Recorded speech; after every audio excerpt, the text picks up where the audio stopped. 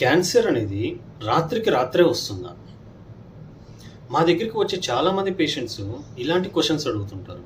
Sir, నిన్నటి వరకు బాగానే ఉన్నాను. ఈరోజు టెస్టులు చేయించుకుంటే మీరు క్యాన్సర్ అని చెప్తున్నారు. రాత్రికి రాత్రే క్యాన్సర్ వస్తుందా? ఇది ఒక అపోహ మాత్రమే అండి. రాత్రికి రాత్రి ఎప్పటికీ క్యాన్సర్ రాదు. ముఖ్యంగా ఏదైనా ఒకటి బాడీలో మనకు క్యాన్సర్ రావాలి అంటే అంతకంటే కొన్ని సంవత్సరాల ముందు నుంచి కూడా మన శరీరంలోని కణాలు చేంజెస్ అనేటివి జరుగుతుండాలి.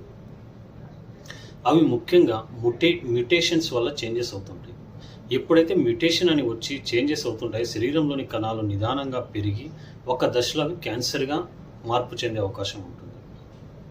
అందుకే మనం క్యాన్సర్ రాకముందే మనకు కొన్ని సిగ్నల్స్ అనేటివి మన బాడీ ఇస్తుంది. అలాంటి వాటిని మనం పసిగట్టి వెంటనే స్క్రీనింగ్ టెస్టులు కానీ లేకపోతే డాక్టర్ దగ్గరికి వచ్చి హెల్త్ చెకప్స్ కానీ చేయించుకుంటే మనం క్యాన్సర్ను ప్రాథమిక దశలోనే గుర్తించి వాటిని పూర్తిగా నయం చేసే అవకాశం ఉంటుంది.